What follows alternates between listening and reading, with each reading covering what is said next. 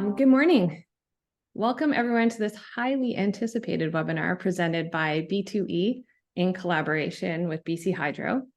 I'm Michasiw, the Program Manager for the Building to Electrification Coalition, also known as B2E. Before we dive into today's webinar, I have a few housekeeping items to share. One, this webinar is being recorded so that you can come back to it and share it with your peers. We ask that you keep your audio muted and video off. We'll be recording this audio for a podcast. For today's content, we'll be flowing through each of the 4 presentations and saving our last half hour together for questions and answers from the audience. Please use the chat for your questions. If you like a question from your peer, add a thumbs up to it. Ellis Henderson from BC Hydro and I will be managing the Q&A after the presentations. Our comms coordinator, Anna, is going to drop some info in the chat about the continuing education credits that we've collected for this event. I want to start by expressing my gratitude to the City of Vancouver and BC Hydro for their financial support of B2E's programming, which has made this free webinar possible. I also want to start the webinar by acknowledging the land on which I am joining you from today. I'm grateful to join from the traditional territory of the Coast Salish peoples, the Musqueam, Squamish, and Tsleil-Waututh nations. And I appreciate the generosity of these hosts who have enabled me to live, work, and play on this land. Tomorrow, September 30th, marks Truth and Reconciliation Day. I am at the start of my own education journey towards truth and reconciliation and would like to take a moment to recognize the importance of this day. I encourage you to take a moment to reflect on the 94 calls to action from the Truth and Reconciliation Commission of Canada and to consider how you might integrate some of them into your own personal and professional lives. I also want to encourage you to find an event to participate within your own community.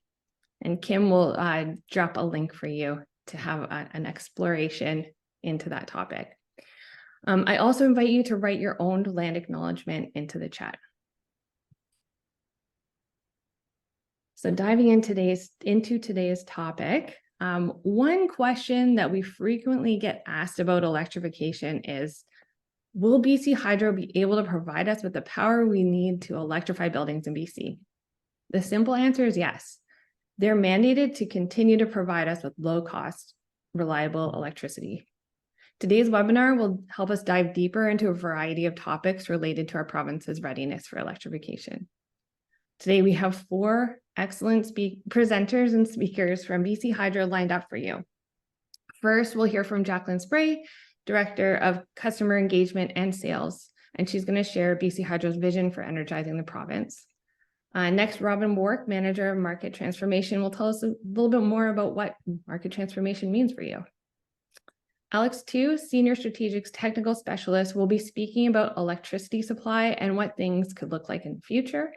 And Ellis, Technical Strategic Principal of Regional Planning, will talk about customer connections and maintaining reliability. So before we dive into these presentations, I want to take a few minutes to speak about B2E and why we're hosting this webinar today. B2E is part of a family of programs offered under the umbrella of the Zero Emissions Innovation Center. You may already be familiar with the Zero Emissions Building Exchange, ZEBx, who just celebrated a 5-year anniversary a couple weeks ago. The CLFBC program focuses on embodied emissions, and Near Zero is a series of research pilots that offers honorariums to participants in exchange for information about their decarbonization projects. And check out their websites for more details. Now, B2E is a BC-based coalition which has over 140 organizational members. B2E sees electrification as a critical pathway to achieve deep, immediate, and real emissions reductions. We launched this first in Canada coalition in late 2021, and it serves to coordinate actions, encourage collaboration, and facilitate networking to accelerate the pace of building electrification in the province. We organize ourselves through committees, including our Leadership Council, Communications, Industry Capacity, and Technical Committees. And together we're working on key priorities, which include increasing the capacity of contractors to deliver high-quality electrification projects, supporting the uptake of retrofits in multifamily buildings, addressing peak demand and load management strategies, and helping building owners to plan for electrification of their building systems. If you're not yet a member, please consider becoming one. Memberships is free, and we offer opportunities to engage with us through members-only calls, presentations for committees, and networking events. You can also visit our public website for resources on building electrification, such as case studies, reports, and member spotlights. Through our committees, the B2E community has generated some great project ideas, and we've offered seed funding to them to get them off the ground in partnership with a lot of other different partners as well. All of these projects are above or in progress. So if you want more details on these projects and to know when these resources are published, subscribe to the B2E newsletter. So we'll now launch our first anonymous audience poll, and I'll introduce our first speaker. And Jacqueline Spray is currently leading the customer engagement and sales team at BC Hydro. This team is responsible for developing and maintaining strong collaborative relationships with BC Hydro's customers and partners, and working with them to provide program services that help achieve their objectives. Jacqueline has over 23 years experience at BC Hydro, including senior roles in key account management and distribution design, customer connections.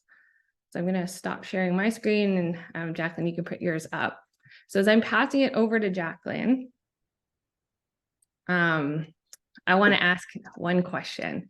What is BC Hydro's role in helping our province achieve our climate targets? All right, good to go, Jacqueline. Excellent. Thanks so much, Mariko. Can you hear me okay? You're good. Perfect. Appreciate the question. It assures me that the slides that I put together are on the right track and on topic. So I am actually going to answer your question when I'm going to answer it sort of throughout my presentation here. So just first off, a warm welcome to everyone. Appreciate everyone's really busy. There's a ton going on right now, and just really appreciate you taking the time out of your busy day to join us here today and talk a little bit about BC Hydro and the overall energy transition right now. So just a bit of an overview. I'm going to kind of take you through an overview of BC Hydro, some of which I'm sure you already know, some of which maybe, hopefully, not so much. And so essentially, I'm really going to talk about, who we are and what it is that we do. Most of you are likely already aware, we are a public electrical utility, and we're a Crown corporation. So we're wholly owned by the province of BC and highly regulated by the BC Utilities Commission. We're a bit unique and different from many other utilities because we're owned by the public. And so because we really do have an accountability to the public, and Mariko already spoke to the low rates, a real need and want to keep rates low and keep the best interests of our owners, which is our ratepayers, in mind in really everything that we do and everything that we execute. In total, we serve about 5 million customers, or about 95% of our province's population. And in order to serve these customers, we generate electricity at 30 hydroelectric plants. And in 2025, as I'm sure you've all heard, we're adding another very large hydroelectric plant called ZEIC in northern British Columbia.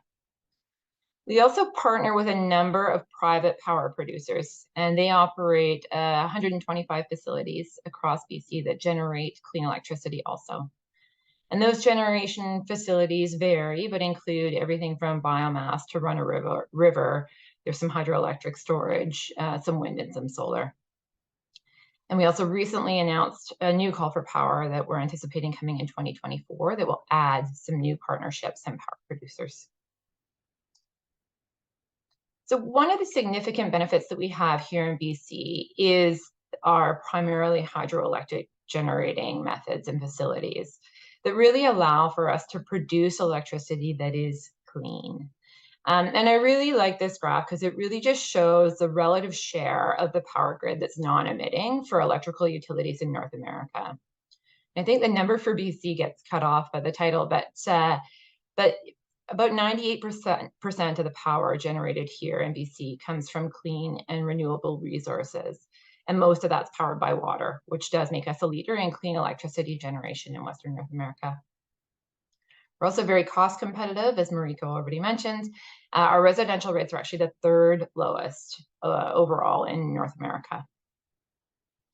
And our generation methods really position us well to help with climate action. I feel fortunate in that while other utilities in Canada are really trying to figure out how they're going to decarbonize, we're fortunate enough to be clean already. So we can really put our efforts into planning how we are going to accommodate future growth rather than how we're going to decarbonize today. So I'm a visual learner, so included this slide to really provide an overview of what generation looks like in BC.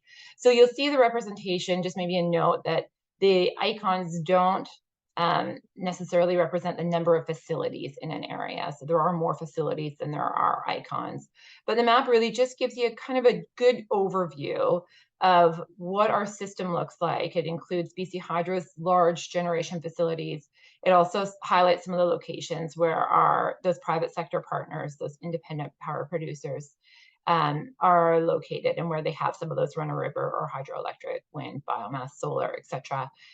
Facilities. And also on the right-hand side there, we'll show you a breakdown of what each piece of that sort of energy pie ends up looking like. And then continuing on the visual learning theme, this slide is really just intended to show you a very, very simplified view of how electricity makes it from our generating facilities to our customers. So coming from the generating station, we move electricity at very high voltage through what we call transmission lines. And while some of our industrial customers actually access our grid at those higher transmission voltages, the vast majority are at a distribution voltage. So from our transmission lines, the electricity actually moves through substations, which lowers the voltage from those high transmission voltages into distribution voltages, which we can then use to serve both residential, small and medium commercial and industrial customers. As you can see in the makeup here, residential customers consume about 37% of the power that we generate, and commercial and light industrial customers use about 36%, pardon me. And large industrial customers are at about 25% of our overall energy use or electricity use, pardon me, in British Columbia. So now that you have sort of a high level overview of the electricity generation side and the provision in BC, let's talk really more about how electricity can help with climate action. So today in BC, we actually really predominantly rely on fossil fuels such as gas, diesel, and natural gas to heat our homes, power our vehicles, and run our industry. We burn these fuels to meet about 70% of our energy needs overall in BC today. Electricity provides only about 19% of the energy we use, with biofuels and biomass taking up the remainder of the BC energy pie. If we're really looking to meet the ambitious climate targets set out in the province's Clean BC action plan, this whole energy pie makeup is going to need to change. So speaking really to electrification and electricity's role in this transition and in climate action, in its Clean BC plan, the provincial government's really set some very, an aggressive target, we'll say, but of reducing climate changing emissions by 40% below 2007 levels by 2030. So again, really, if we want to meet this ambitious and necessary goal, it's widely recognized that we need to use more clean electricity and switch from fossil fuel use to power our economy and power our lives. Every major independent Canadian assessment really identifies electrification as a lead solution to the climate crisis. And again, when I refer to electrification, I'm speaking to that switch from fossil fuel use to using clean electricity. And the federal government regards it as a pillar of its 2030 emissions reduction plan. In a recent report, the United Nations Intergovernmental Panel on Climate Change noted that to address the climate crisis, electricity will need to supply as much as 80% of global energy needs in future. So recognizing electricity as a solution to the climate crisis is one thing, but how do we take action? How do we actually start to move the dial in this space? So in 2021, BC Hydro introduced a 5-year electrification plan, and it really details how we'll start to support our customers through this energy transition from fossil fuels to clean electricity. It allocates more than $190 million to really promote electrification. And this total includes, specific to buildings, about $26 million to help electrify homes and other buildings. For today's discussion, we really are focusing primarily on buildings, but just so you can see that buildings really are one slice of the carbon pollution pie with lots of work to do in the energy transition in both the transportation and the industrial sectors as well. The electrification plan includes funding and plans to assist customers across all three of these sectors switch from fossil fuels to clean electricity. Our clean electricity really does provide an excellent pathway to decarbonizing all three of these sectors. But to zoom in on buildings for a moment and just think about the role of buildings, the day-to-day operation of buildings contributes only about 12% of BC's overall greenhouse gas emissions. But if we take stock of emissions at the community scale, buildings can become either the #1 or #2 source of carbon pollution. And some examples here: in the city of Kamloops, buildings constitutes 29% of all community carbon pollution. In Prince George, they're 38%. And in the city of Vancouver, they're pretty staggering 57% of the community's emissions. While financial commitments are one aspect of how BC Hydro can support the energy transition, we also recognize a big part of our work is making it easier for customers to connect and upgrade their connections with us. And my colleague, Ellis, will talk a little bit about what some of the improvements that we're looking to make in the connection side a little later this morning in his presentation. But before that, I'm going to turn it back to Mariko, who will introduce the always fabulous Robin Wark, who's going to speak to you a little bit about the market transformation aspects. Thank you so much, Jacqueline. Really appreciate that. Robin Wark, let me introduce her. She's the manager of market transformation at BC Hydro. This team works with industry and government to develop long-term market transformation roadmaps.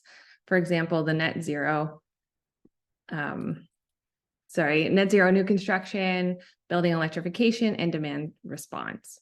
And then partners in implementation and regulations. Robin is co-vice chair of the BC Energy Step Code Council. I have the pleasure of working with her and Jacqueline on the B2E Leadership Council, treasurer of the board for the Community Energy Association, and a mentor in Women for Climate.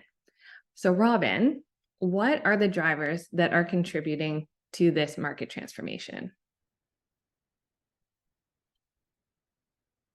You're muted. There we go. I unmuted myself there. Thank you so much, Mariko, and thanks for the introduction to both you and Jacqueline. I'm going to be talking about the drivers. Jacqueline's talked about some of them already from a climate action perspective, but I'll talk about others in my presentation. So what I'm going to be talking about today is really how BC Hydro has been tracking the sort of gradual and inevitable transformation to building electrification, and what we see as trends going forward. Move through my slides here.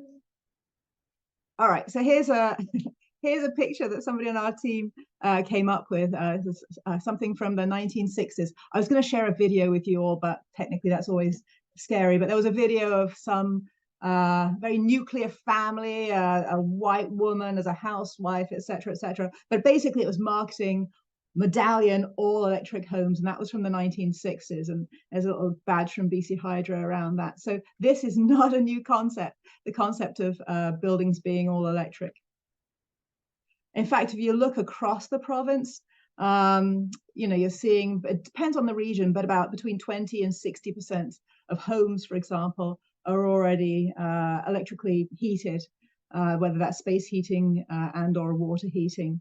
You'll see we have the most market penetration of electric homes in Vancouver Island, because that was the last place to receive the gas grid as it came through. But so that's up at 60%. But even in the north, we have 20% of buildings have space heating, and 43% is water heating.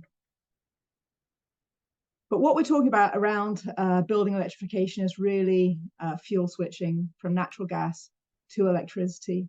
And when we look at the overall, where is what are the appliances that take up the most of that carbon pollution? It's space heating. It takes up about 2/3 of the carbon footprint of a home. Water heating is about 1/3, and then cooking is just a small, tiny bit. I think we often think about about cooking as being something that people care about deeply about, and that's fine, but it's a very small piece of the pie there. So what are the drivers for electrification? Mariko, you asked this question. The first one, unfortunately, is with climate change, we're seeing an increased customer demand for cooling. I don't know about you, but I certainly struggled this summer with the heat in my home. And so we're seeing this demand for cooling. And frankly, if you're looking at cooling, you're looking at heat pumps to be able to provide that cooling, and then they provide much, much more efficient heating as well with that combination. So a heat pump can provide efficiency of about 2 or 3 times the efficiency of baseboards or natural gas furnaces, etc. So they're requiring cooling, or the demand for cooling anyway, then draws in that opportunity to also drive efficient heating as well. So that's one unfortunate driver for building electrification. The second driver that we see is corporate leadership. So we have a lot of our customers, whether it's Lululemon or the government or Amazon or Apple, have corporate goals around carbon footprint in buildings. And that is driving the demand for electric or all electric buildings. The third driver, as Jacqueline talked about, is climate action regulations. All levels of government now have climate action plans, and all of those plans look to electrification to get buildings off fossil fuels. So we're very aware of those regulations, and I'll talk a little bit more about them at the end of this presentation. And then finally, incentives. We're offering incentives. All levels of government are offering incentives. So again, there's a learning curve, there's teething pains with this transition to electrification, and incentives are out there to enable that transition. So just some examples of all electric new construction that's currently being built. Super cute little home from Seychelles, and a really extraordinary all electric multifamily building that Rod Nadeau was building out in Pemberton, so in a colder climate zone there. And Rod likes to point out that technician in that picture is bending down to just check that the heat pumps are working, because they're so quiet that you can't actually hear them from far off. So we often think about heat pumps as being noisy. Maybe historically they were, but new ones can be really quiet as well as being super efficient and low carbon. And then we're also seeing all electric commercial and institutional buildings. And these have a big spot load for us as BC Hydro. So here's a couple of examples. The Cowden District Hospital on the island is going to be all electric. It's a big retrofit project. And then the new Surrey Hospital and BC Cancer Centre. So big new loads. As I say, if we're seeing these loads happening for institutional buildings, there's confidence that we can build these buildings all electric. Obviously, that's going to flow through to the rest of the market. It's not just heating, though, that's creating the demand for electricity within buildings. The growth in electric vehicles is also creating demand on our grid at a building level. So we're anticipating seeing up to 10 times the amount of vehicles, electric vehicles in BC. So with that growth, there's demand for charging, and that needs to also be incorporated into our load forecast and the way that we anticipate buildings will be designed. And then at a community scale, we're also looking at electric vehicles and industrialization or electrification of industry. So examples here of electric bus fleets or trucks or ports, etc. Big spot loads that we need to be planning for as BC Hydro. So I'm just going to end by just looking at some of the regulations that are coming through that are driving electrification. So the first set of financial regulations that are coming again from all levels of government, whether it's carbon tax or requirements for greenhouse gas reduction standards for gas utilities, or phasing out the allowable incentives on natural gas equipment. We're seeing government flex the tools that are available to be able to account for carbon pollution and improve everyone's behavior, because it's cheaper to be using low emitting sources. We're also seeing new construction regulations like the zero carbon step code that just came out with the provincial requirements, that there's a stepped level of requirements throughout the province, 2024, 2027, 2030, and seeing those different requirements, those different levels of requirements for buildings to be getting off fossil fuel, off natural gas, and instead be looking at electrification. And it's not just a provincial requirement. Like the step code, local governments can go out in front, and we're seeing enormous leadership, like we did in the step code, from local governments. So 13 local governments have already adopted one of the top 2 steps. So basically requiring that there'd be no fossil fuel use for space heating and water heating. And then we've got 6 more also in consultation. And if we think about the trends of what we've seen in the step code, we're anticipating that there will be increased adoption of that. And so we need to be ready as BC Hydro for that requirement. We're also seeing the province look at new construction cooling requirements. Again, there's health and safety issues tied to overheated buildings. And the province is looking at requirements by the end of the year to require at least 1 room in a building to be able to be cooled even in the summertime, whether that's passively or through active technologies like heat pumps. We're seeing existing buildings regulations coming through, both at the provincial and the federal level, like the province's current work on requiring over 100% efficient equipment for space and water heating after 2030, with potentially a local government path which could go earlier.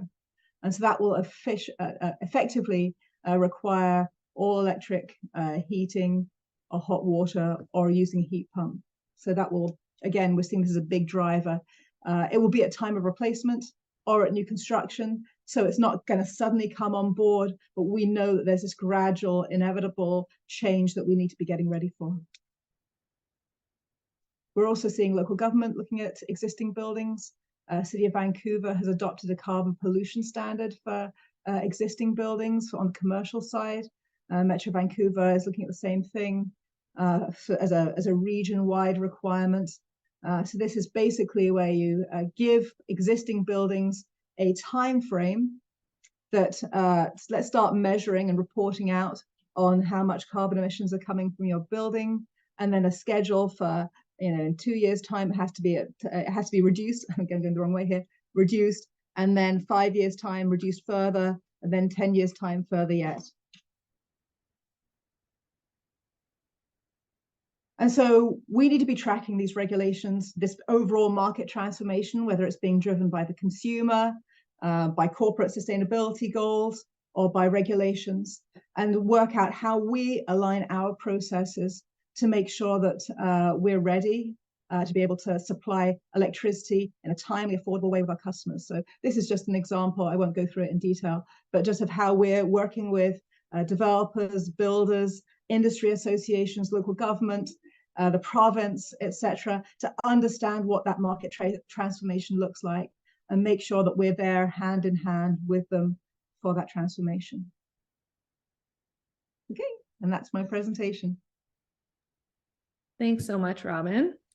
We're going to be passing it over to Alex next. Alex has worked in the utility sector for 20 years in roles related to technology innovation, sustainability, and resource planning. He has a bachelor's degree in natural science from McGill University and a master's degree in public policy from SFU. Alex has been with BC Hydro since 2004 and works currently in the energy planning department, focusing on alternative and emerging energy resources. So Alex, can you tell us what happens if we keep electrifying at an accelerated pace? Thanks, Mariko. I think what happens, the big part of it is it would be demonstrating good progress towards our provincial climate targets. Electrification isn't the only way to meet our climate goals, but it is definitely an essential and necessary part of meeting them. That is moving electricity into those parts of the economy that Jacqueline mentioned, which are currently dominated by fossil fuels, and moving clean electricity in there where it makes sense. So that's the built environment, that's transportation, and that's industry that can take advantage of electric motors. I think if you're asking the average person what it means for accelerated electrification, I don't think it means very much. I think if you're the average person, the only time you really think about electricity is when it's gone wrong. And if things are as you expect them to be, you don't give much of a thought to it. Although I did see that there were 319 people on this webinar, so perhaps I've mischaracterized the public interest in this topic.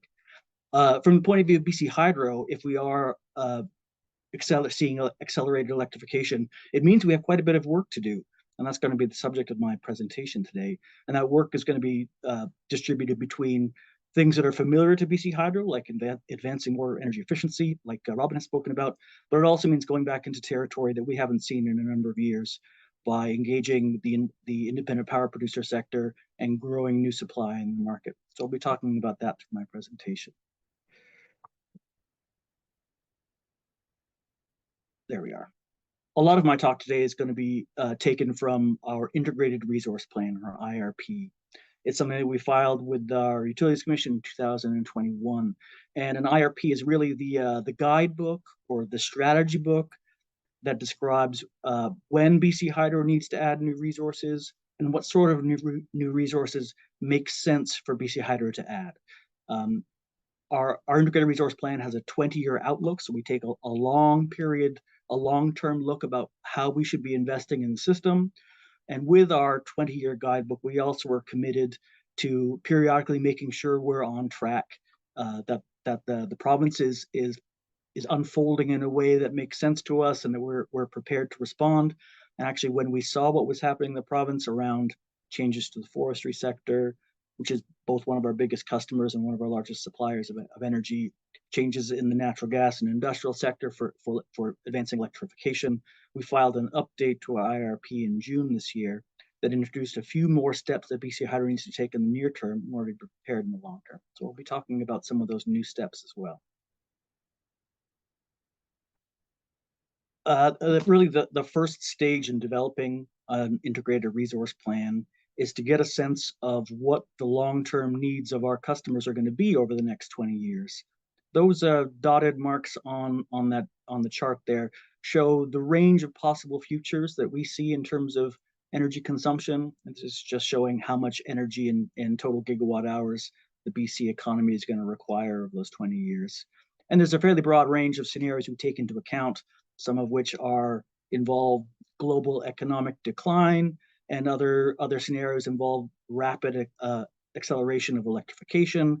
And BC Hydro needs to be prepared for these range of possible futures. I'm going to distinguish the range of possible futures you see in the dots from the solid line, which is our actual historic load in the province. Our historical load, after investments in demand-side management and energy efficiency, has been, generally speaking, flat over the last 20 years. And that's in stark contrast to the future we see, where most of the futures involve fairly steady and in some cases fairly rapid growth of load throughout the province. As an energy planner, this is what an energy transition looks like. It's quite clear that the change in trajectory from the history is what our future holds. The pace of that change is somewhat uncertain, how fast that electrification is going to happen, but it's fairly clear which direction it's happening. BC Hydro's IRP needs to put in place the steps to take in order to adapt to any of these possible futures and be prepared to provide electricity under any of these circumstances, including one where electrification unfolds in the province extremely rapidly. So now that we've talked a little bit about what the load of the future is, we need to compare that to how much energy we have on hand today. And so that's kind of how we describe our demand-supply gap in the province. Going back the last 20 years, or certainly the last decade, BC Hydro has been in surplus. That is, our existing resources have been more than enough to meet our load over that 10-year time frame. Those blue bars on the graph represent the energy that we have available to us today if we did nothing else beyond today. So you can see the blue bar starts at about 60,000 gigawatt hours. There's a bit of an increase in those blue bars in 2026 and 2027. That's Site C coming online. And then from the future towards the end of this decade, you begin to see a gap opening up between our existing resources. And again, that's what we have on hand today. It begins to decline over time as some of our assets get retired at the end of their life. Independent power producers, the contracts for energies expire. And so we do see a widening gap going out over a 20-year period. And our IRP is our plan about how we're going to fill that gap.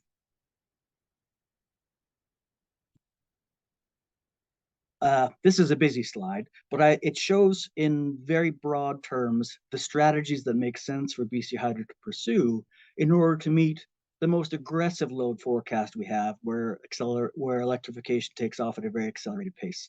And how about I'll summarize this by saying there are really three important points about how we're going to meet that future load and how we're going to fill that demand supply gap. A large part of it is going to be met by aggressive demand side management, as well as renewal of existing energy purchase awards, energy purchase contracts. That's the bluish and the greenish bars, which going over the long term are going to meet somewhere between a third and a half of that gap through some measures in demand side management that we have not tried before, or pushing incentives to a degree we haven't done in the past, and renewing a lot of the most of the energy purchase agreements that we see that offer clean and renewable power over the next 20 years. But that peach color in that chart represents new clean and green supplies that are going to be built on the landscape in BC. BC Hydro, BC is in the lucky circumstances to have a very rich energy resource potential in the province, whether that's wind resources in the Peace region and the North Coast, solar resources in the southern interior, run-of-river across many of our mountain landscapes, geothermal in the coastal regions of the province, as well as the Northeast. We have a rich array of choices that we can choose from. And so it really isn't an issue about finding the resource, it's about bringing it online. And that's the work that we have in front of us. So in order to realize that growing share of pink energy in that last chart, that's from new resources. In our last, in the update to our IRP, we announced that we would initiate a call for new renewable electricity. So this means we're going to be issuing a call probably next year, where we'll be looking for an additional 3,000 gigawatt hours of new energy from clean and renewable resources in the province. We think, based on the work we've done, that most of the energy is going to come from wind resources in the near term, and then a mix of wind and solar in the long term. We have a number of other resources, like I mentioned, whether that's run-of-river or geothermal, but for the energy that we're looking for and in the time frame we're looking for it, we think that wind and solar are going to be the primary contributors to that resource. I'll make a note that resource is not going to come from new large hydro generation, Site C, which I think anyone who's on this call who's from the province is aware of. That's the last large hydro project that BC Hydro will be moving forward in the province, and we'll be looking for more nimble independent power producers to provide that next 3,000 gigawatt hours of energy. Maybe I'll speak again about the resource we have in the province. Today, wind resources make up about 3% of our energy in the province. That's a little less than 2,000 gigawatt hours today. This is a picture of one of the largest wind farm in BC, located in the Peace region. And I think it's these sorts of images that the future, an electrified future, we'll see more of these around the province. I just came back from a trip with my family to Tokyo, and I remember coming into the Narita airport, Tokyo being the biggest city in the world, and even in the biggest city in the world with population densities that are similar to what we see in downtown Vancouver. As you're landing the plane, you can see across the landscape ridge lines with wind turbines like this, solar farms on the outskirts of some of the suburbs, and dotted throughout the communities, you're seeing solar panels on residential roofs.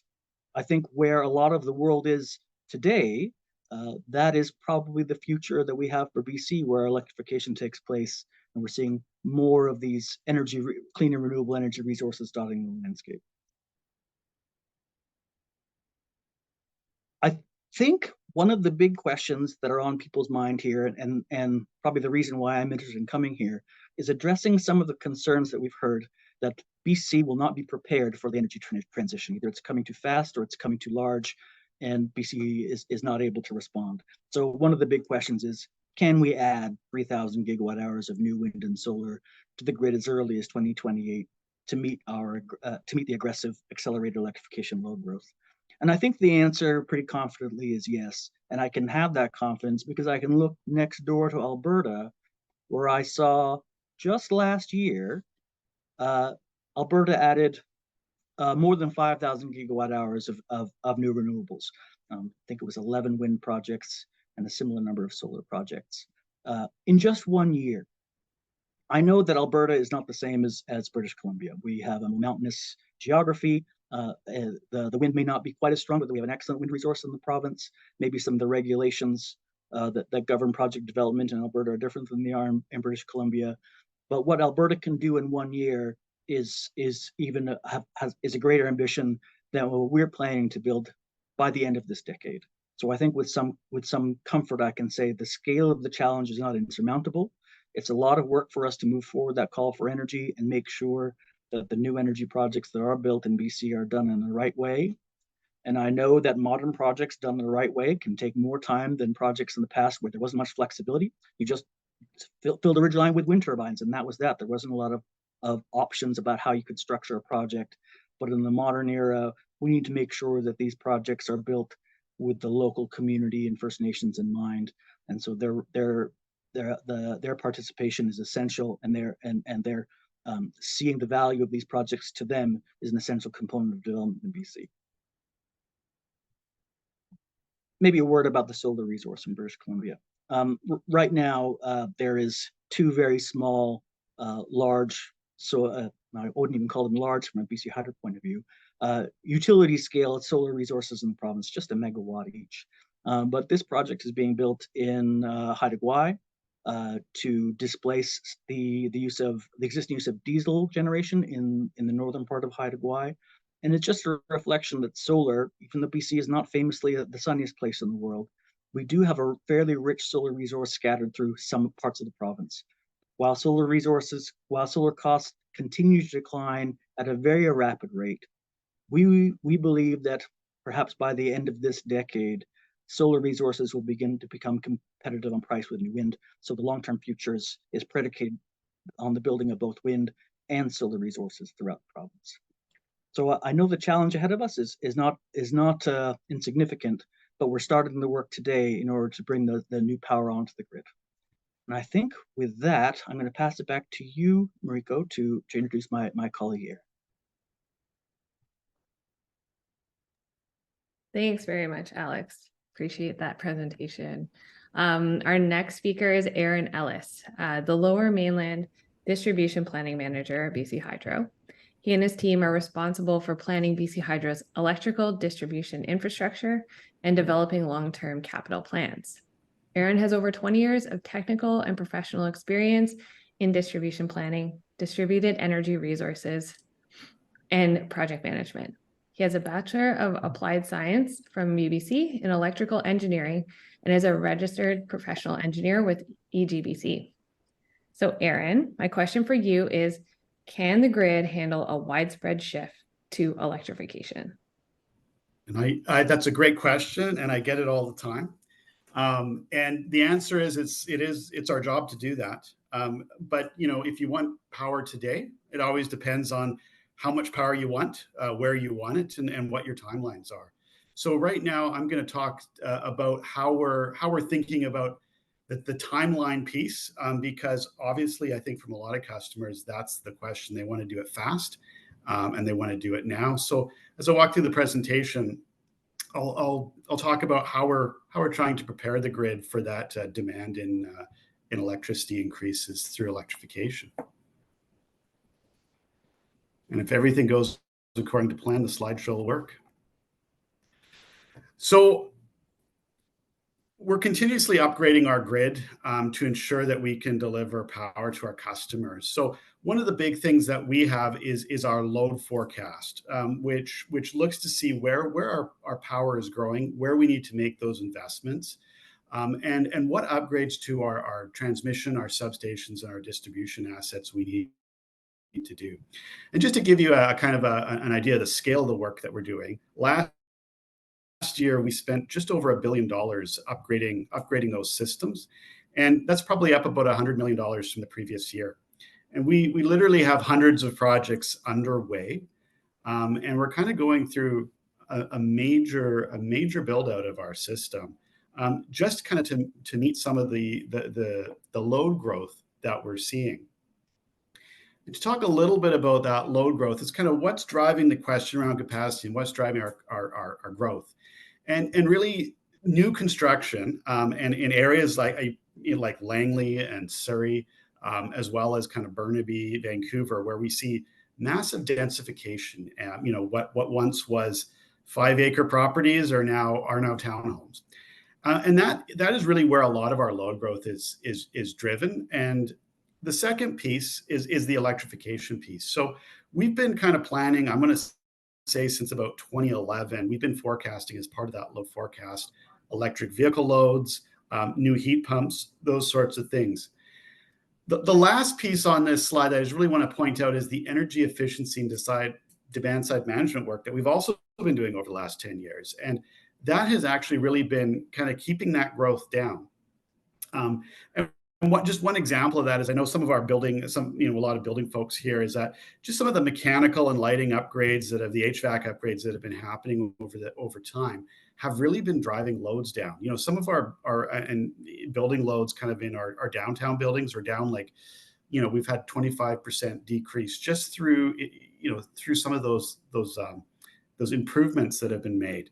So this isn't all about how we handle, it's not all about increases. It's also about kind of that downward pressure that we're seeing. And I know Robin earlier was talking about like the step codes and those things. We're using from some of that new construction, using the energy that we have a lot more efficiently.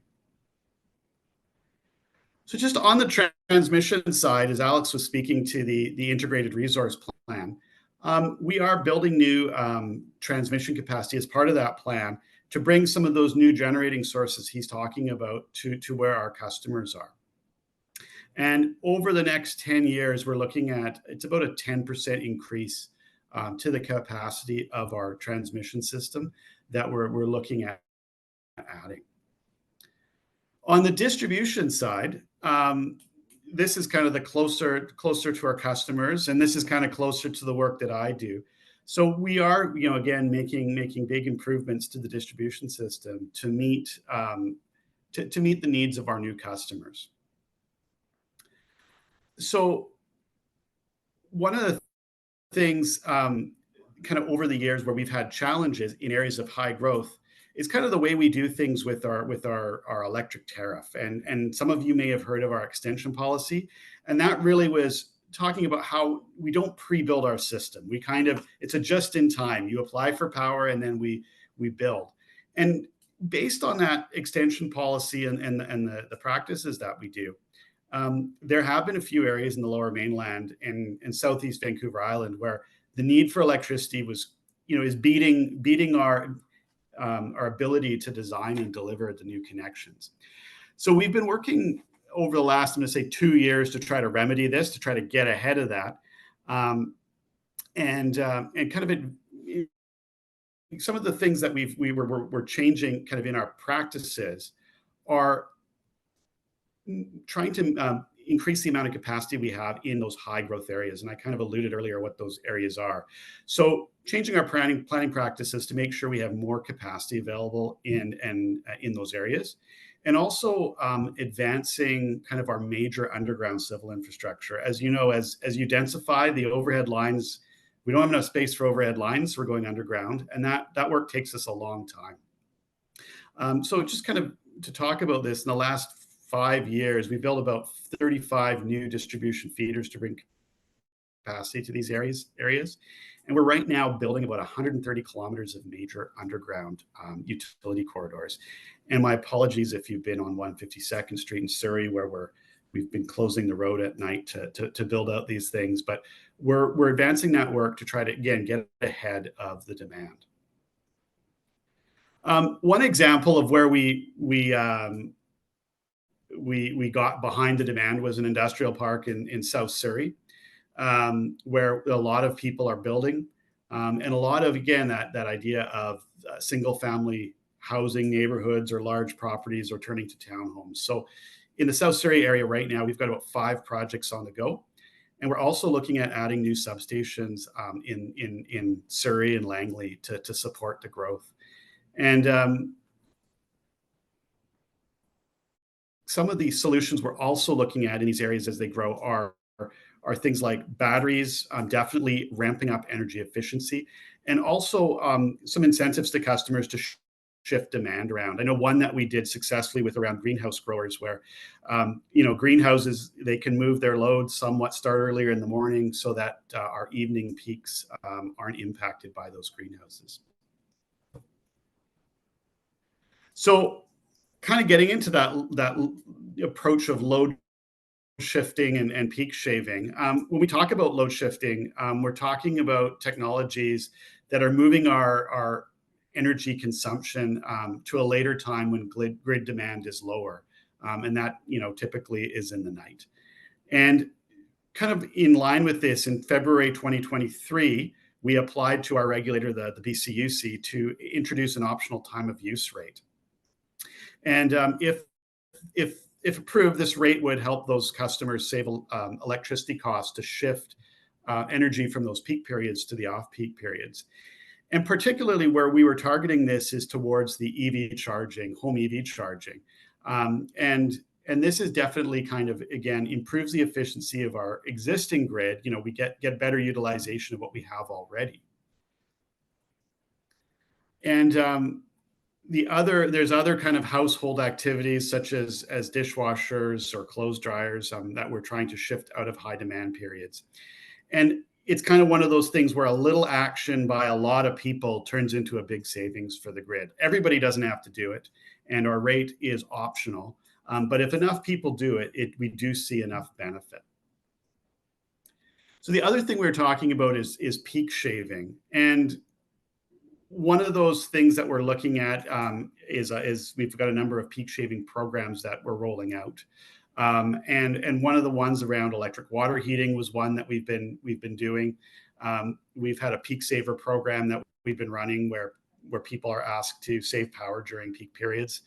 We're also working with larger institutional customers and again, I kind of mentioned the greenhouse example earlier, to kind of just shift where we're using power. And we've also looked at the use of batteries to shave peaks. And kind of segueing into that utility batteries, in our IRP update that Alex was talking about, we're looking at about 50 megawatts of additional battery capacity as early as 2027 and ramping up to about 600 megawatts in fiscal 2030.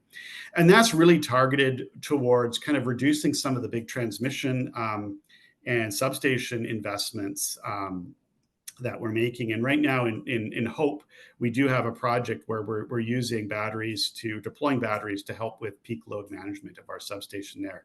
Again, making better use of the facilities we already have to kind of defer having to do some of those upgrades. And all of these, kind of the strategies are there is trying to keep rates low and, improve use of our existing assets.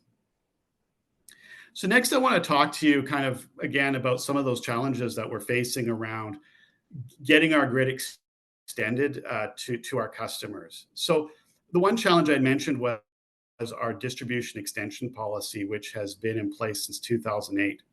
And that outlines kind of the responsibilities of who pays for what, customer costs versus BC Hydro costs. And right now, one of the complaints that we've heard is that it's often, we say it's the straw that broke the camel's back. So the fairness of who's paying for the upgrades is kind of been under question. So right now we're reviewing that policy and assessing options to introduce a more equitable connection fees and also kind of improve that cost predictability so that you kind of know if I want a 1 megawatt load, how much is it going to cost? And it's not so much location dependent. We started engagement sessions in the spring. There's probably a number of people on the call who have been part of those discussions. And one of the kind of the leading alternative that we've been moving forward is a fixed connection fee based on a kilowatt, dollars per kilowatt.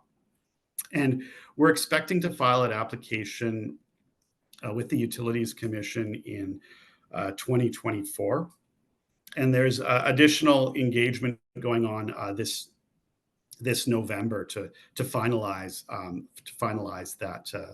that new policy.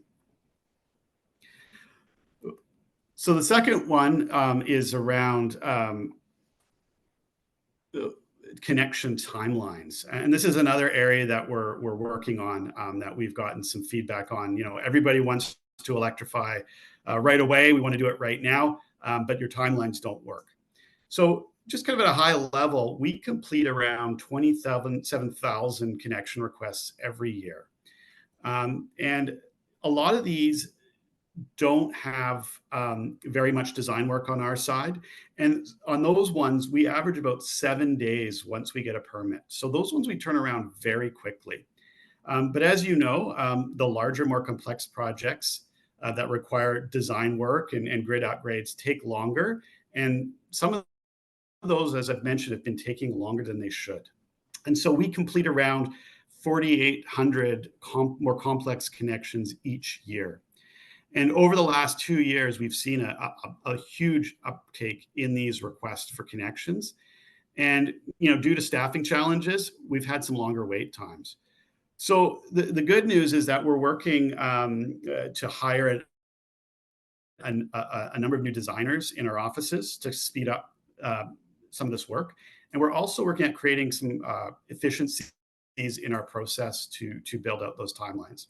And then, as I mentioned earlier, with our grid infrastructure practice changes, we're trying to get ahead of the requests, especially in the high growth areas. So to get the grid upgraded before the customer comes and asks, and really in concert with the kind of the increased staffing, the changes to our extension policy that we envision, and those policy changes, we hope to cut those timelines down, and realizing that it doesn't happen overnight, and that it's going to take a couple of years for this to kind of come into play. But hopefully, as we kind of march towards some of those, that 2030 deadline that a lot of our customers have for reducing greenhouse gases, that we're able to get ahead and to cut those timelines down.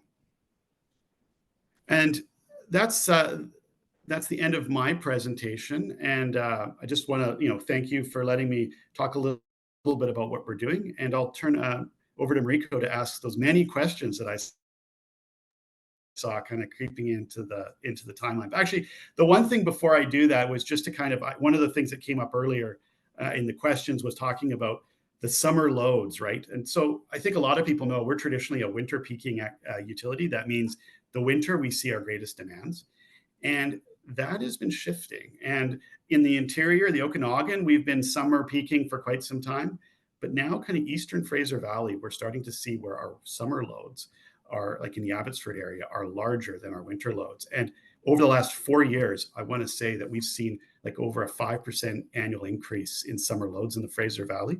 And so that air conditioning load is something that we're now seeing. So I'll pass it back to you, Mariko.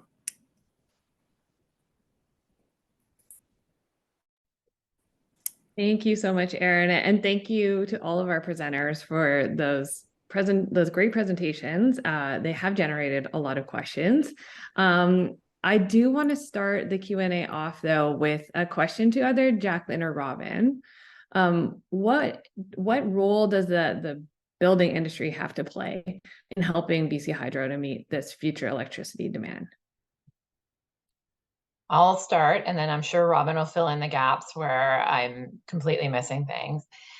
So I think, there's a few different roles that the industry plays, right? And so Aaron did a really good job of explaining that, we look at the electrification side, there's also a demand side management or an energy efficiency side that's really important, right? And I think there were some comments that I saw about the flat black roof and the jagged outline, and so I think from a building design and efficiency perspective, looking at how we're using our electricity efficiently is going to be really key to allowing us to ensure that we're not having to engage in large sort of capital investments to provide electricity to support electrification. So I think the building industry can really help from that perspective and thinking about how building design and retrofits can be done quite efficiently. And I mean, we're more than happy to help with that. I know a lot of the builders have key account managers. We have programs in place that can help support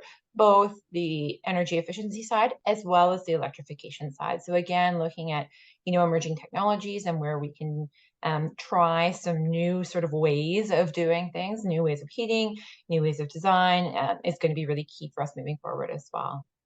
What did I miss, Robin? No, I think you're right. And I really appreciate everyone who's on this call and all of B2E. Like, we're talking about a market transformation.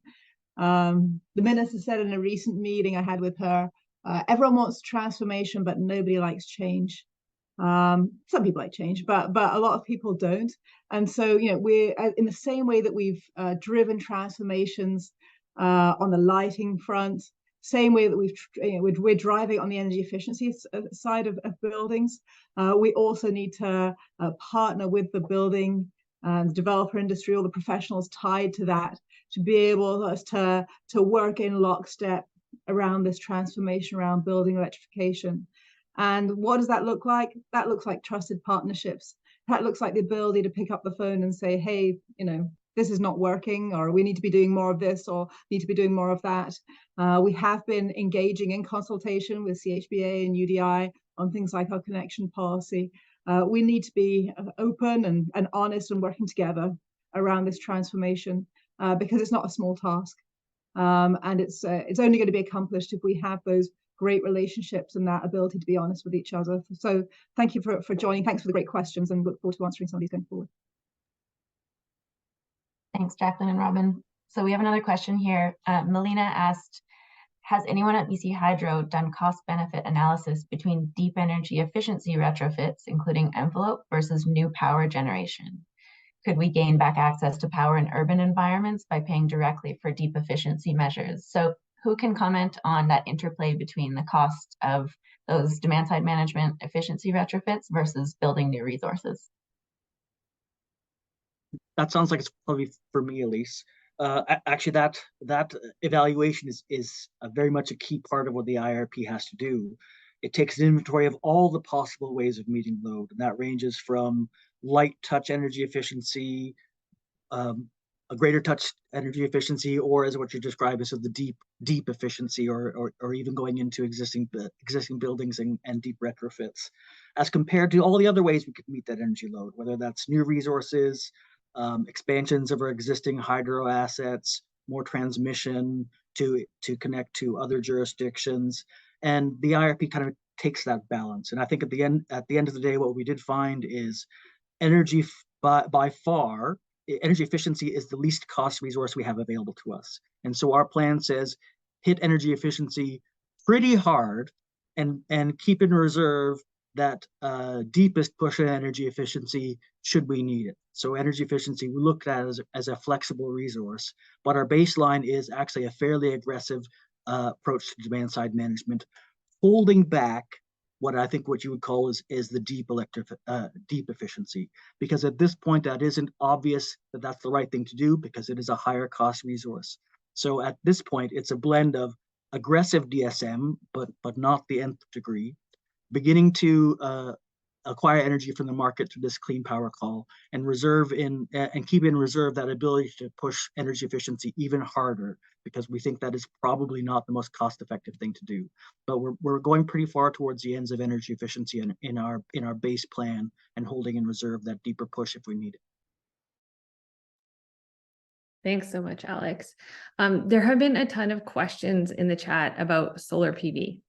So I just want to kind of maybe try and roll these up into one, and does BC Hydro see building level solar PV as part of like a future integrated grid?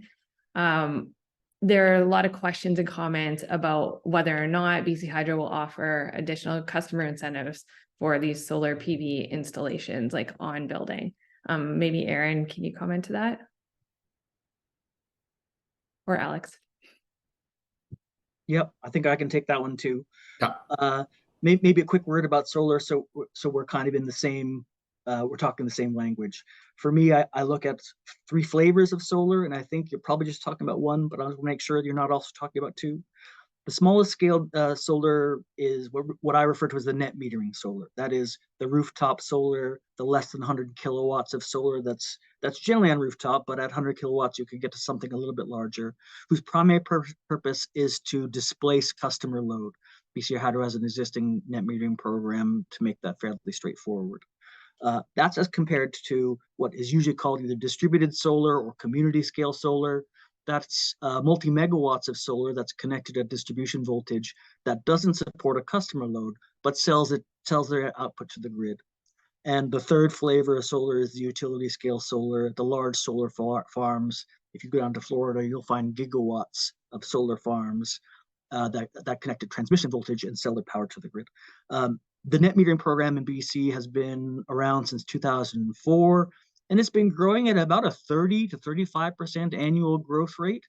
And anyone who has an RRSP knows that sort of growth rate yields big numbers in the long term, but we're starting from a very small base. So I think our total installed capacity for net metering today is in the neighborhood of 45 megawatts. But what we see in the future of just people continuing to see the benefits of solar on their rooftop to displace to reduce their energy bills, and as solar becomes cheaper and cheaper to install, we see by the end of the 2040 timeframe, solar producing rooftop solar through the net metering program providing a fairly substantial part of our energy needs, around the neighborhood of a gigawatt hour to BC by the 2040 timeframe. So not 1 gigawatt hour, 1,000 gigawatt hours by the end of the 2040 timeframe. So not insubstantial. Currently, BC Hydro does not have any incentives for the rooftop solar, but as the IRP points out, there is a need for new energy, and there may be a need for new urban capacity in the Lower Mainland and the South Coast, where we're seeing the growth of electric vehicles, and where we may see some value there is customer side batteries. So I think BC Hydro is now investigating what programs might make sense for customer side batteries in coordination with solar, but that's still work that we're just beginning to undertake in light of the last IRP and the growing need for energy capacity in the urban areas. So please stay tuned as far as that goes, but at the present time, there aren't any incentives available. There's actually a quick question, just to clarify that customer side battery definition in the IRP, just to follow up on that. Cheryl asked if that definition of customer batteries with solar could also refer to the batteries in electric vehicles that are owned by consumers. Are there plans to kind of integrate those with the grid and leverage the fact that there are going to be distributed batteries and EVs across the province soon? I'll take the first bit of this, and Aaron, maybe you can correct all of my technical shortcomings. The language that we use for vehicle batteries as a resource for the grid is vehicle to grid, the idea of two-way flow through the charging system. The vehicle can charge energy for its needs, as well as provide energy back to the grid if the signals are there. From what I have seen, there is not much of a business case for the consumer to engage in vehicle to grid. The cost incentives are clearly not there right now with the small time of use rate available, but more importantly, the reduction in life of your battery and the use of your car just doesn't make it worth a customer's while at this point to engage in that. So the vehicle to grid resource falls into this emerging or future resource that BC Hydro is going to keep our eye on, but we know today it doesn't make a great deal of sense. And we don't know exactly when it will make sense in the future, so that's what we'll keep an eye on. But at this point, we don't have vehicle to grid as part of our resource stack, and instead we're looking at the sort of batteries that Aaron was talking about, larger scale, that supports distribution facilities and supports our infrastructure. I don't know, Aaron, if you want to say more about what's happening on distributed batteries.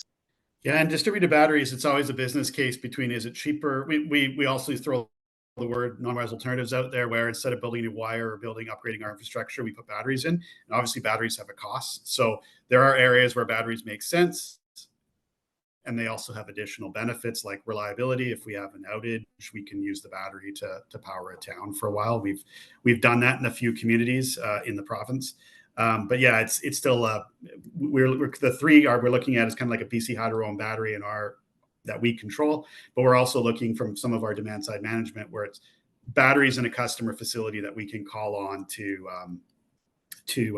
shave the peak and move the load.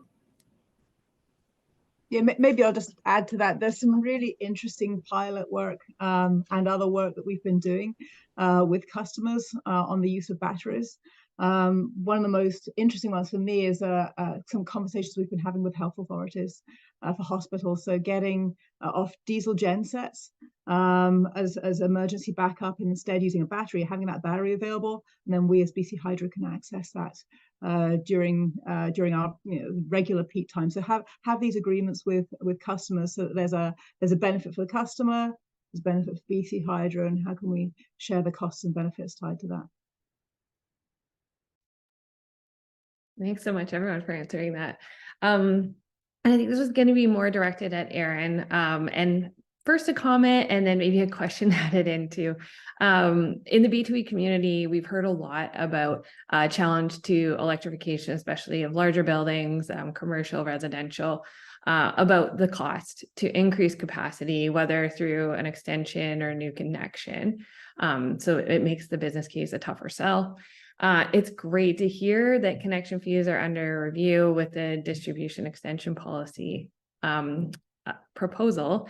I just wanted to confirm the timeline for that. I think you said November, but I'm hoping that we can make sure that this is high priority. Okay, so November, we're doing our second round of consultation. Okay. And we'll be having an application out early in 2024. Okay. Which is only 4 or 5 months away. Okay. And then kind of the background is that it's a rate, it's a tariff, so the commission has to approve it. And when any changes are made, there will be people who feel they win and people who feel they lose, and so it's I think we're promoting the idea of trying to get more cost certainty and more I'm going to say use the word fairness in that the costs are predictable and equal for all customers.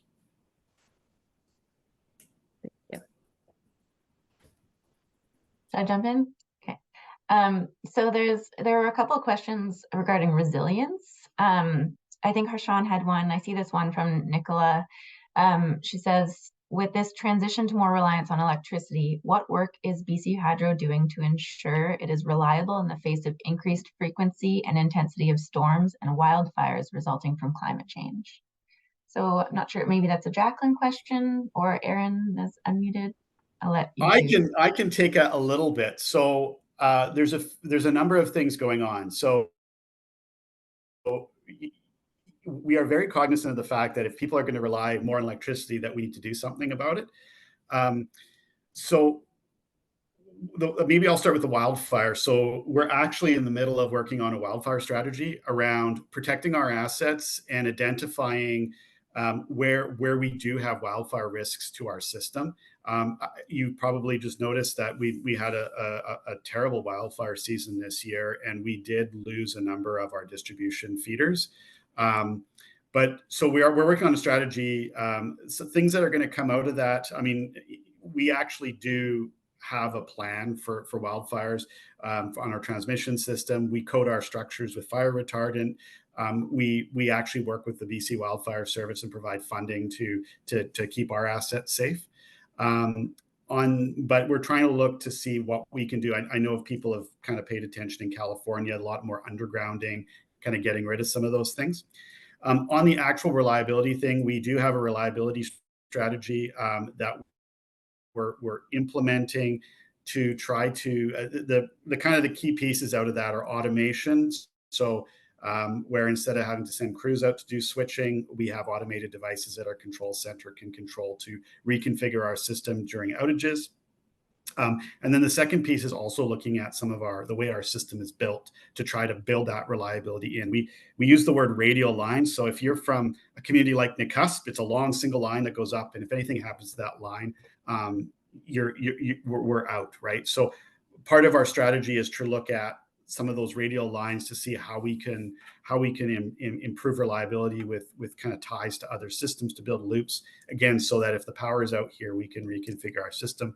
We're just doing a project right now around in East of Mission in the Kent area where we're tying feeders together where the long radial lines have been out.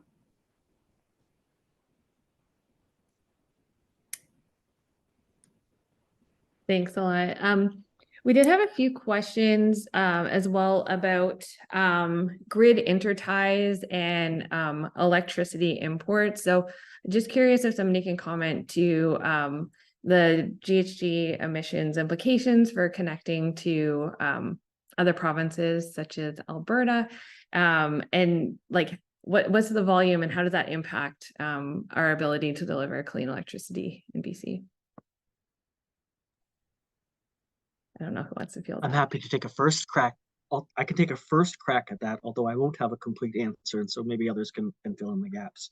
So part of from the integrated resource planning point of view, we plan to have sufficient local generation or generation within BC to serve the BC load. And our mandate really is to ensure that we have enough. And because we have a margin for error, we tend to stray towards having a bit too much to meet our domestic loads. So on balance, we have the ability to export more than we import. In recent years, however, I think if you take a look at the balance sheet, BC Hydro has been a net importer to a small degree over recent years, and that's in large part because, well, we can be. By preserving our water behind our reservoirs during very dry years over the past half decade or so, we've been able to make sure that we're more resilient in future, and in that time taking advantage of of prices in the primarily the north-south trade to take advantage of surplus during periods to use that energy in BC and keep the water behind our dams. So I think the long and the short of it is we have been in recent years a small net importer with the capability of being a net exporter, but it just has not been in our economic or resiliency best interest to do so. How does that affect our greenhouse gases? It's a very complicated formula to come up with what the greenhouse gas intensity of the electricity. And I think there are a few different frameworks of calculating it. The most recent ones I have seen is that the GHG intensity of BC Hydro's generation portfolio is along the lines of 3 tons per gigawatt hour. If you account for the net imports that we take, that greenhouse gas intensity changes from year to year, but ranges between 10 and 20 tons per gigawatt hour as far as our net position. But again, we are, from a planning point of view, always going to have enough to meet the BC's load with domestic clean and renewable resources, and we take advantage of the imports exports on the margins to make sure we're getting the most value out of our assets. I don't know if there's anyone else who wants to. I can maybe just add a little bit. I think you did a really good job, Alex, of explaining that. But essentially, like, we've got PowerX, which is BC Hydro's subsidiary, pardon me, that is essentially our trading arm. And Alex did a good job of sort of outlining the complexity and some of the challenges associated with trading power, right? And so we've talked about low rates and trying to maintain low rates. A component of maintaining low rates is, again, being able to take advantage of importing power when rates are low and exporting power when rates are quite high. But what PowerX has done now is they've adopted a clean energy trading standard. And so to Alex's point, like, that clean energy trading standard is really that commitment around making sure that at the end of the day, when the balance sheet is kind of through and done, BC is powering 100% of their domestic load with clean energy. So hopefully that makes sense. Thanks. So there's a question, actually a couple questions kind of regarding the difference between energy and peak load. So Farshid mentioned all numbers in the presentation were in gigawatt hours. Is there a projection of gigawatt and peak demand satisfaction in response to peak demand increase in the province? And Max was also wondering how much the future supply gap is peak load limited. So Alex, I'm wondering if you can comment on the differences between those two and how our forecast treats them differently. Yes, absolutely. Please, questioner, I'd love for you to go take a look at our integrated resource plan, as it spends just as much time talking about energy as it does about capacity. My talk today Didn't even talk about capacity because in large part, the near-term actions that we're engaged in are more focused on meeting our near-term energy needs, the gap for which appears, as I mentioned, as early as 2028.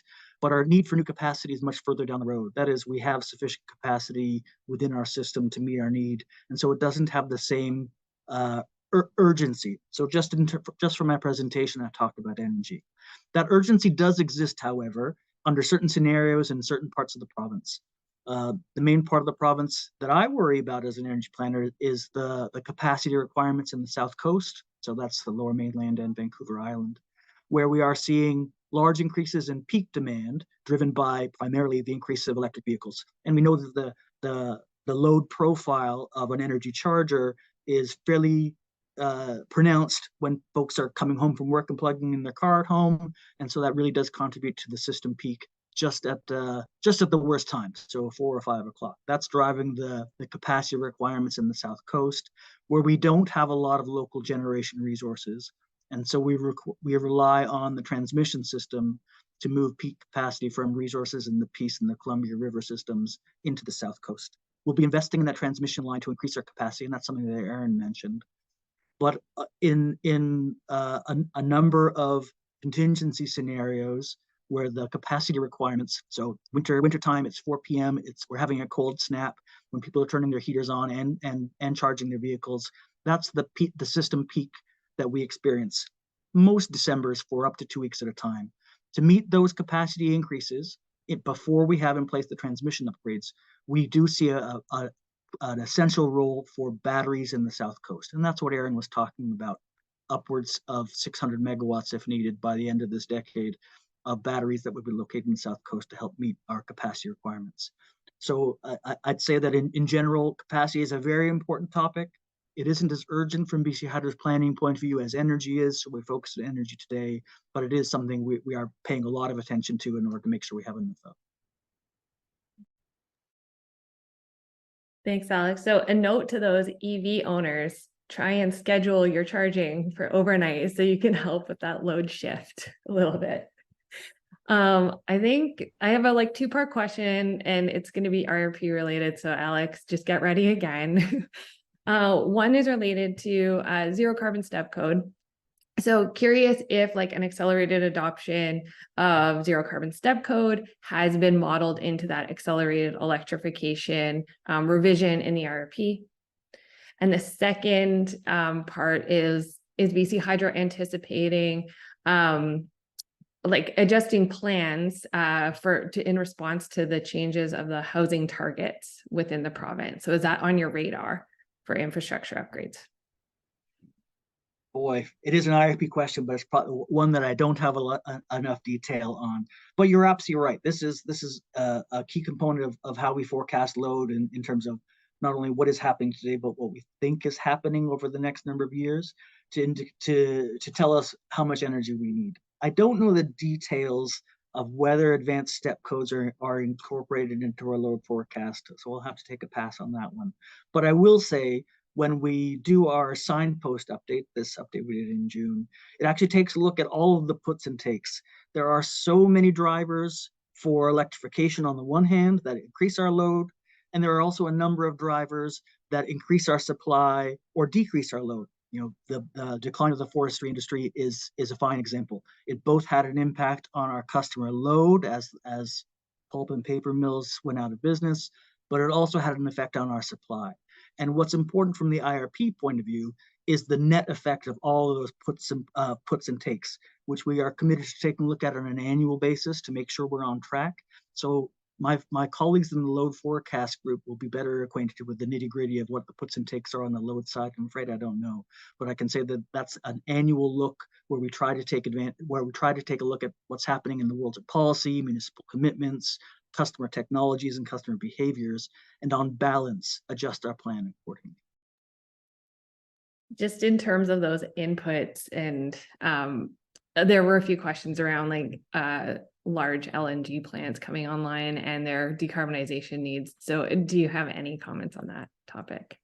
Well, in the load forecast sort of worlds that we see going out there, the changes in industry are probably the single biggest factor. So absolutely, what's happening in the oil and gas sector, whether that's LNG or upstream exploration, many of them turning towards electricity, many of them driven by policy changes that are imposing GHG caps. So that's a big factor on just how much load we have to serve. I totally agree. And that is by and large incorporated within that envelope of possible futures, where we see accelerated electrification driven in large part by changes in industry towards electrification. Okay, I know this is a presentation and webinar mostly on buildings, but I do want to slip in one question on EV charging, just because it is part of the bigger picture. So here, Catherine asked, what is the projection of electricity demand for EV? Also, do fast charging stations represent a challenge for the province? So maybe this is also an Alex question. Sorry, we keep throwing them at you. The first half, yes. The second half about Yeah, fast charging, I'll defer to Aaron. But how about this? EVs play a very important part in our load forecast. But when I talk about the electrification transport, it is more than just the passenger vehicles. It's the heavy duty vehicles. It's the ferries. It's the boats, all of which are seeing uses of electricity. And those forecasts are embedded in our IRP. Please, the load forecast does a really lovely job of projecting what's happening with electric vehicles. So I point you there. How about to Aaron about what's happening in the fast charging network? So just to kind of echo what Alex said, so like when we released our time of use rate, or we apply for a time of use rate, that really, like our load forecast, we assume a certain amount of time of use charging. That new time of use rate, we did a study, and we said, hey, how much does this save us on grid infrastructure upgrades? One of the things that obviously will come up is if everybody charges at the same time, there's more pressure on the little distribution transformers in the neighborhood.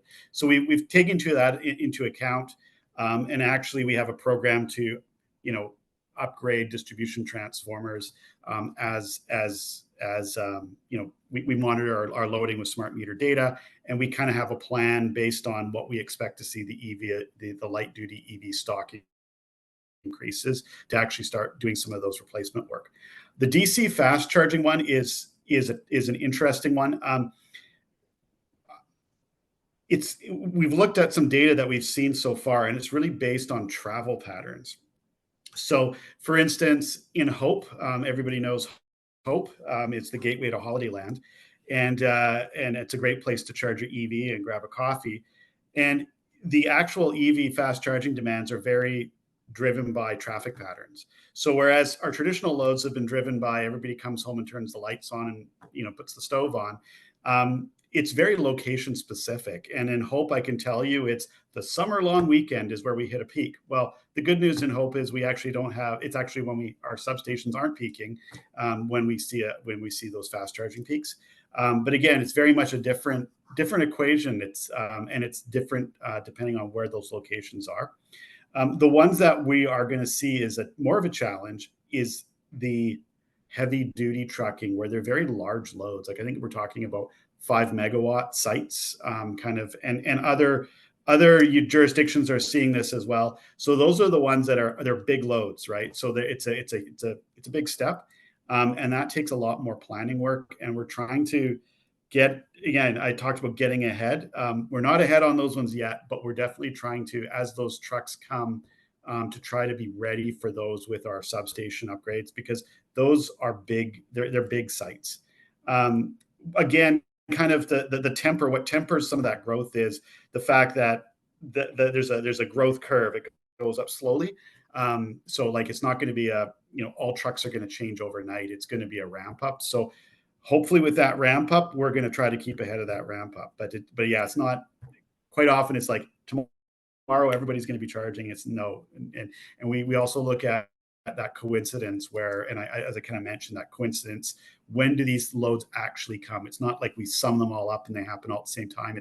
They happen, based on travel patterns. So trying to take that into account. Thanks so much, Aaron. And that's time for us today. I want to really thank everyone for their incredible questions today. And I apologize that we weren't able to get to all of them. I want to really thank BC Hydro for being transparent and answering honestly these tough questions but helping to really build confidence in the pathway of electrification. So to Jacqueline, Robin, Alex, Aaron, and Elise, thank you so much for your excellent presentations today and for being open to having this discussion with us. And thank you everyone for attending today. The slides will be available on a webpage in the next week, and then we'll also have a webinar and podcast available in the coming future. So thanks again. Have a wonderful day. Bye, everyone.